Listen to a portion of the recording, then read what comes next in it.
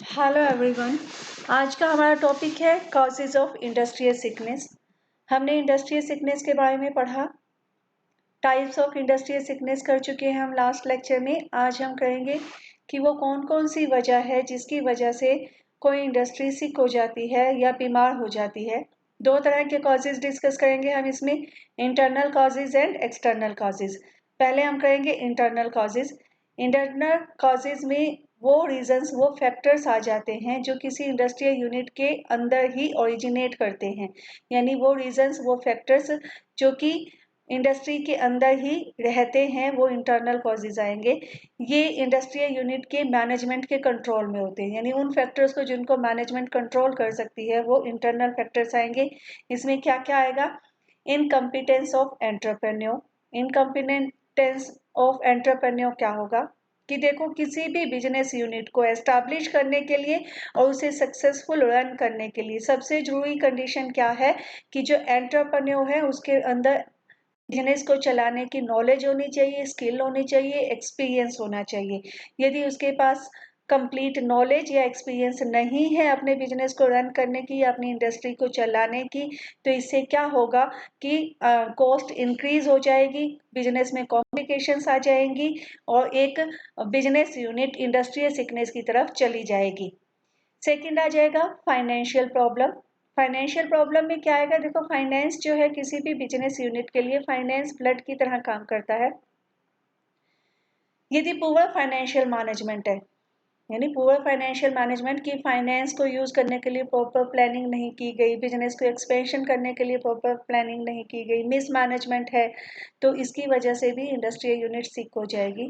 Financial problems में और क्या आ जाएगा कि यदि इंडस्ट्री को फाइनेंशियल इंस्टीट्यूशंस की सपोर्ट नहीं मिलती, उसके पास वर्किंग कैपिटल के लिए प्रॉपर फाइनेंस नहीं है, उसका डेट इक्विटी रेशो एडवर्स जा रहा है, उसके पास ऊपर बहुत सारे बेड डेट्स हैं, या उसने अपनी प्रोडक्ट की जो कॉस्ट है उसको अंडर एस्टिमेट किया था, उसके प्रॉपर फाइनेंशियल प्लानिंग नहीं है, कंट्रोल नहीं है, इंडस्ट्री को लगातार नुकसान का सामना करना पड़ता है, या फिर फंड को मिसयूज किया जा रहा है, या फिर इंडस्ट्री अपने लोन्स की सही समय पे रीपेमेंट नहीं कर पाती, तो ये कुछ फाइनेंशियल रीजंस है जिसकी वजह से कोई भी इंडस्ट्रियल यूनिट वीक हो जाती है और मार्केट में उसकी मार्केट डिस्टर्ब हो जाती है, जिसकी वजह से इंडस्ट्री सिक हो जाती है। थर्ड आएगा मैनेजमेंट प्रॉब्लम। मैनेजमेंट प्रॉब्लम में क्या आएगा? देखो, किसी भी बिजनेस की सक्सेस के लिए जरूरी है कि उसकी मैनेजमेंट एफिशिएंट होनी चाहिए। यदि मैनेजर्स या मैनेजमेंट एफिशिएंट नहीं है तो ये एक बहुत बड़ा इंटरनल कॉज हो सकता है किसी भी इंडस्ट्री की सिकनेस के लिए।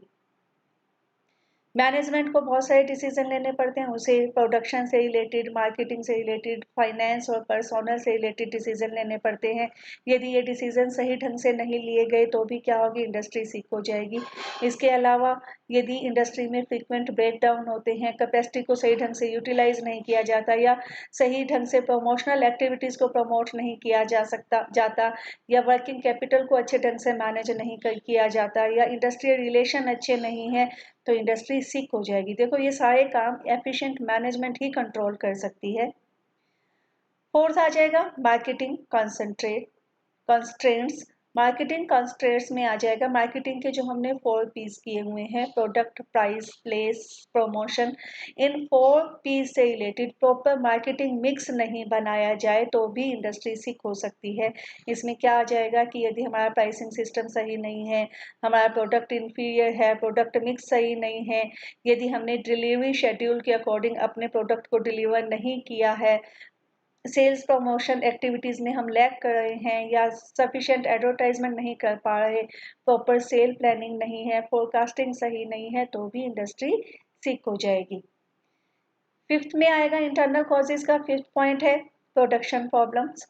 प्रोडक्शन प्रॉब्लम्स क्या है कि यदि प्रोडक्शन फंक्शन को सही ढंग से नहीं किया गया, सही ढंग से कंप्लीट नहीं किया गया, तो भी इंडस्ट्री सिक हो जाएगी। इसमें क्या आएगा? Improper selection of site. मान लो हमने प्रोडक्शन यूनिट जहाँ एस्टैब्लिश की है वो लोकेशन का सिलेक्शन हमने सही ढंग से नहीं किया, या फिर जो हमें रॉ मटेरियल अवेलेबल हो रहा है वो उसकी क्वालिटी अच्छी नहीं है, या ऐसा भी हो सकता है कि मशीन्स जिन पे हम प्रोडक्शन करते हैं उनकी प्रॉपर मेंटेनेंस नहीं हो रही, या वो मशीन्स पुरानी हो चुकी थी, उनको रिप्लेस करने की ज़रूरत थी, हमने उसको रिप्लेस नहीं किया, पावर समय पे नहीं मिल पा रही, गैस, केमिकल, ऑयल, यदि ये समय पे नहीं मिलते, या कोई और इनपुट जो प्रोडक्शन के लिए ज़रूरी हैं वो सही समय पे हमें नहीं मिलते, तो इससे क्या होगा, दैट्स मीन हमारी प्रोडक्शन प्लानिंग में कहीं दिक्कत है, माल फंक्शनिंग चल रही है। इसके अलावा ऐसा भी हो सकता है कि हमारा प्रोडक्ट पुराना हो चुका है, हमने प्रोडक्ट की डाइवर्सिफिकेशन नहीं की, हमने प्रोडक्ट की लाइफ साइकिल के लिए प्रॉपर प्लानिंग नहीं की, हमने पीएलसी प्रोडक्ट लाइफ साइकिल पढ़ा हुआ है, हमें पता है कि प्रोडक्ट जब अलग अलग स्टेजेज में होता है तो उसको लिए अलग अलग सी मार्केटिंग स्ट्रेटेजीज बनाई जाती हैं, यदि वो मार्केटिंग स्ट्रेटेजी हमने सही नहीं बनाई है, दैट्स मीन हमारी प्रोडक्शन प्लानिंग में दिक्कत है, तो उसकी वजह से भी इंडस्ट्री सिक हो सकती है। नेक्स्ट आएगा लॉन्ग गेस्टेशन पीरियड। इसमें क्या आएगा, देखो जेस्टेशन पीरियड क्या होता है कि जिस डेट को हमने इंडस्ट्रियल यूनिट शुरू किया और जिस डेट से उससे हमें प्रॉफिट होने लगा, वो बीच का जो टाइम है वो जेस्टेशन पीरियड है। यदि वो लॉन्ग है, यानी जितना लंबा जेस्टेशन पीरियड होगा उतना ज़्यादा इंडस्ट्री के सिक होने के चांसेस बढ़ जाएंगे। लॉन्ग जेस्टेशन पीरियड की वजह से कॉस्ट बढ़ जाती है, कैपिटल की कमी हो जाती है, क्योंकि अभी हमें प्रॉफिट होने शुरू हुए नहीं है, इंटरनल सरप्लस नहीं मिल रहा है, लेकिन लागत हमारी आ रही है इंडस्ट्री के ऊपर, लिक्विडिटी की प्रॉब्लम हो जाती है, प्रोडक्शन कॉस्ट बढ़ जाती है, प्राइसेस बढ़ जाते हैं, इन सब का एडवर्स इफेक्ट पड़ता है प्रॉफिट से के ऊपर, और प्रॉफिट पे एडवर्स इफेक्ट पड़ेगा तो इंडस्ट्री सिक हो जाएगी। सेवंथ में आएगा पुअर डिमांड फोरकास्टिंग। किसी भी इंडस्ट्री की सक्सेस के पीछे उसकी प्रॉपर डिमांड फोरकास्टिंग है। यदि डिमांड फोरकास्टिंग प्रॉपर नहीं है तो इंडस्ट्री के लिए बहुत बड़ी समस्या हो जाएगी। ठीक है, the production planning and schedule largely depend on demand forecasting. हम कितनी प्रोडक्शन करेंगे, कितने प्रोडक्ट प्रोड्यूस करेंगे, उसका शेड्यूल क्या होगा, कब कब कितने स्टॉक की हमें ज़रूरत रहेगी, ये सारी चीज़ें डिपेंड करती है डिमांड फोरकास्टिंग पे। यदि हमारी डिमांड फोरकास्टिंग पुअर है तो हमारी प्रोडक्शन का शेड्यूल और प्लानिंग पुअर होगी, जिसकी वजह से हमारा ऑर्गेनाइजेशन भी फेल हो जाएगा। यदि हमने ओवर एस्टिमेशन कर लिया फ्यूचर डिमांड का, यानी हमने भी ज़्यादा डिमांड का अनुमान लगा लिया, तो भी इंडस्ट्री सिक हो जाएगी, क्योंकि हमने प्रोडक्ट को प्रोड्यूस तो कर लिया है लेकिन उसके लिए हमें मार्केट नहीं मिलती। नेक्स्ट है defective plant and machinery. Defective plant and machinery में क्या है, देखो हमने कैपिटल बस्टिंग किया हुआ है, प्लांट एंड मशीनरी में जो भी पैसा हम इन्वेस्ट करते हैं वो हमारा लॉन्ग टर्म डिसीजन है, इस डिसीजन को हम बिना लॉस के वापस नहीं ले सकते। यदि प्लांट एंड मशीनरी में हमने जो पैसा इन्वेस्ट किया, जो हमने प्लांट एंड मशीनरी सेलेक्ट की और इंस्टॉल की, यदि वो डिफेक्टिव है या वो डिसीजन हमारा सही नहीं है तो इंडस्ट्रियल यूनिट को बहुत सारा लॉस भुगतना पड़ेगा। इसके अलावा क्या है, मान लो हमारी सिलेक्शन तो सही थी प्लांट एंड मशीनरी की, लेकिन हमने उनकी प्रॉपर मेंटेनेंस नहीं की, तो भी क्या होगा, उसका एक्सेसिव वियर एंड टियर होगा और धीरे धीरे प्लांट एंड मशीनरी खराब हो जाएगी, उसमें ब्रेक डाउन होना शुरू हो जाएगा और इंडस्ट्री सिक हो जाएगी। लास्ट है प्रॉब्लम्स ऑफ पर्सोनल्स। किसी भी बिजनेस ऑर्गेनाइजेशन की सक्सेस के पीछे उसके ह्यूमन रिसोर्स का हाथ होता है। यदि हमारे ह्यूमन रिसोर्स पुअर हैं तो उसकी वजह से क्या होगा, स्ट्राइक बढ़ जाएगी, लॉकआउट बढ़ जाएंगे, जिसकी वजह से बिजनेस बंद होने की नौबत आ जाती है। इसके अलावा यदि मैनेजमेंट और लेबर के बीच में डिफरेंस चल रहे हैं, यानी कॉन्फ्लिक्ट चल रहे हैं, झगड़े चल रहे हैं, तो क्या होगा, तो भी क्या होगा, स्ट्राइक्स और लॉकडाउन की वजह से बिजनेस बंद होने की प्रॉब्लम आ जाएगी।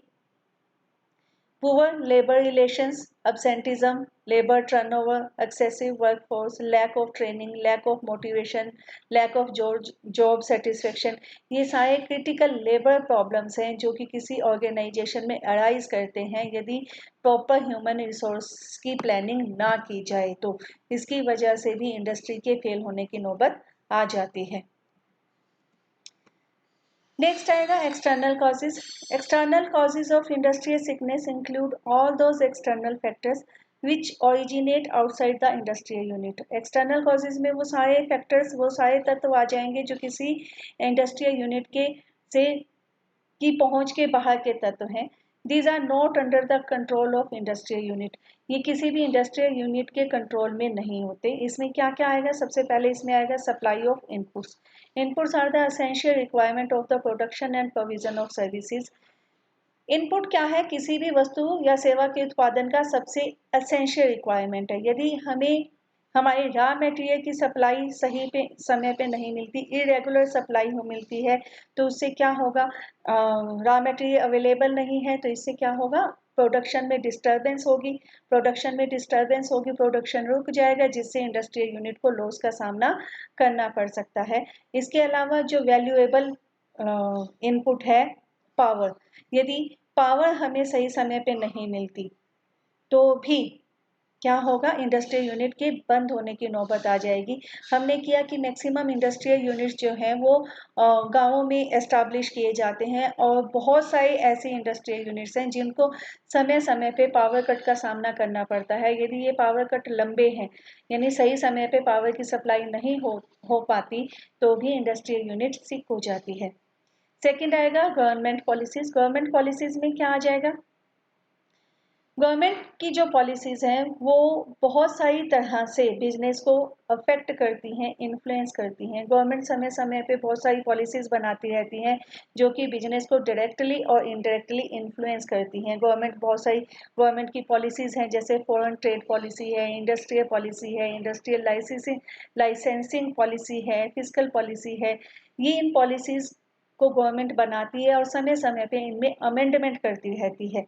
ये जो अमेंडमेंट है, सडन चेंजेज हैं इन पॉलिसीज में, ये भी किसी भी इंडस्ट्रियल यूनिट को रातों रात सिक बना सकते हैं। नेक्स्ट इसमें आएगा third, market constraints. Market constraints में क्या आ जाएगा कि मान लो डिमांड कम हो गई, किसी प्रोडक्ट की डिमांड कम हो गई तो सेल कम हो जाएगी। मार्केट का जो सैचुरेशन पॉइंट है, या डिमांड में बहुत सारी फ्लैक्चुएशन हो रही है, ये सारी वजह भी है जिसकी वजह से कोई इंडस्ट्री सिक हो सकती है। फोर्थ आ जाएगा टेक्नोलॉजिकल एडवांसमेंट। टेक्नोलॉजिकल एडवांसमेंट हमने बहुत बार किया है। रातों रात टेक्नोलॉजी चेंज होने की वजह से क्या हो जाता है? एक अच्छी इंडस्ट्रियल यूनिट भी बीमार हो जाती है। जैसे हमने किया, मोबाइल फोन आने से पहले मार्केट में पेजर आए थे जिसमें हम मैसेज सेंड कर सकते थे, एक व्यक्ति दूसरे व्यक्ति को मैसेज सेंड कर सकता था पेजर पे। लेकिन अभी पेजर मार्केट में आया ही था, वो इंट्रोडक्टरी स्टेज में ही था, इतने में मोबाइल फोन की इनोवेशन हो गई तो पेजर रातों रात मार्केट से बाहर हो गए।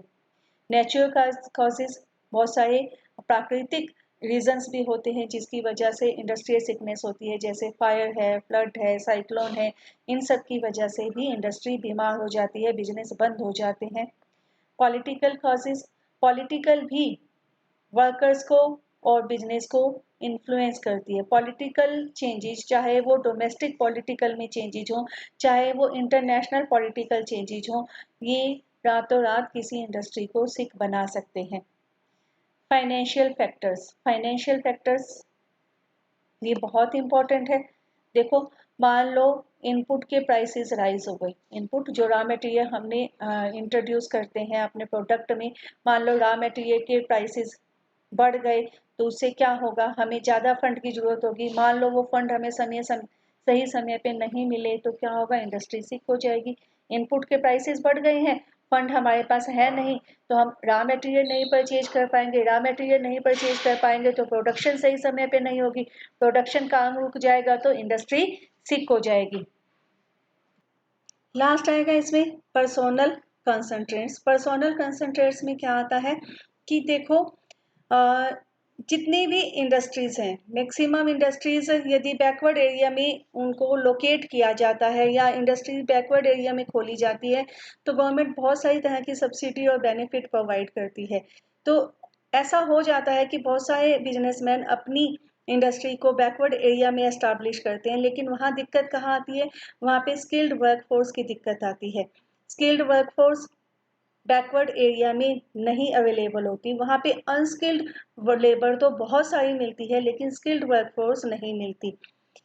यदि हमारे पास स्किल्ड लेबर नहीं है तो इससे क्या होगा? प्रोडक्शन कम होगी। यदि प्रोडक्शन हो भी गई तो प्रोडक्शन की क्वालिटी उतनी अच्छी नहीं होगी जितनी स्किल्ड लेबर की मदद से की जाती है। तो एक क्रूशियल रीज़न है जिसकी वजह से स्मॉल स्केल इंडस्ट्री जो है वो सिक हो जाती है, क्योंकि उन्हें स्किल्ड लेबर इजीली अवेलेबल नहीं होती। तो ये थे इंटरनल और external causes of sickness of an industry. ठीक है, थैंक यू।